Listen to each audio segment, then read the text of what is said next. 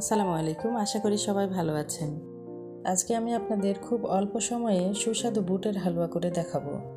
শুরুতেই আমি এখানে বুটের ডাল খুব ভালোভাবে ধুয়ে সেদ্ধ করার জন্য একটি হাঁড়িতে নিয়েছি। আর এই ডালগুলো আমি পানি দিয়ে সেদ্ধ না করে গরুর দুধ দিয়ে সেদ্ধ করে নেব। দুধ দিয়ে সেদ্ধ করে নিলে হালুয়ার টেস্ট খুব ভালো আসে, তবে আপনারা চাইলে পানি দিয়েও সেদ্ধ করে নিতে পারেন।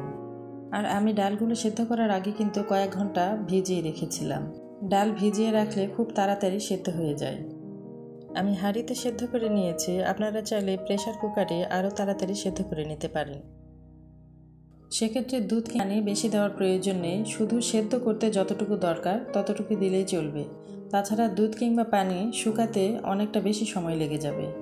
আমার ডালগুলো প্রায় সেদ্ধ হয়ে গেছে, আর একটু জাল করে আমি দুধগুলো একটু শুকিয়ে নিব। ডালের নিচের দিকে একটু দুধ থাকা অবস্থাতেই আমি জাল বন্ধ করে দিব। এতে করে ব্লেন্ডার করলে কিংবা পাটায় পিষলে অনেকটা সুবিধে হয়। এবার চুলায় একটি ফ্রাই প্যান বসিয়ে আমি এখানে কিছুটা ঘি দিয়ে দিব, আর তাতে দিয়ে দিব 3-4টি সাদা এলাচ ও 2 টুকরা দারুচিনি। বুটের হালুয়াতে অবশ্যই ঘি দেওয়ার চেষ্টা করবেন, এতে হালুয়ার স্বাদ খুব ভালো আসে আর বুটের আলাদা যে একটা স্মেল আছে সেটা অনেকটাই কমে যায়। দারুচিনি ও এলাচ সামান্য একটু ভেজে নিয়ে আমি বুটের ডালগুলো পাটায় বেটে রেখেছিলাম সেগুলো এখানে দিয়ে দিব।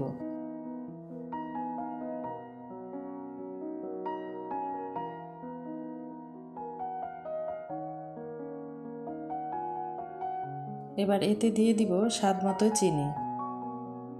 বুটের ডালের হালুয়াতে একটু চিনির পরিমাণ বেশি লাগে, আপনারা আপনাদের টেস্ট মতো চিনি দিয়ে নেবেন।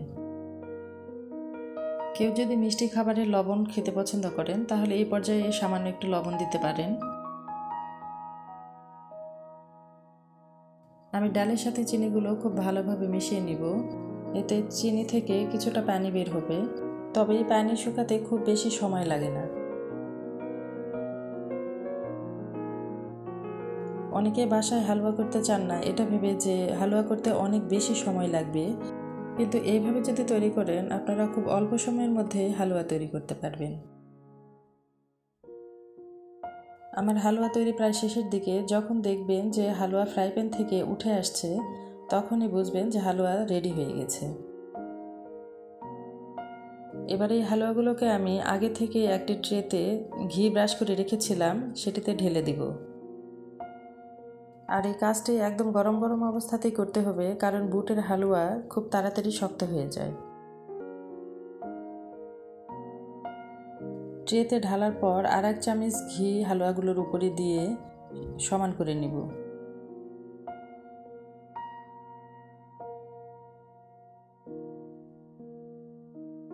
এরপর হালুয়াগুলোকে আমি ঠান্ডা করে নিব।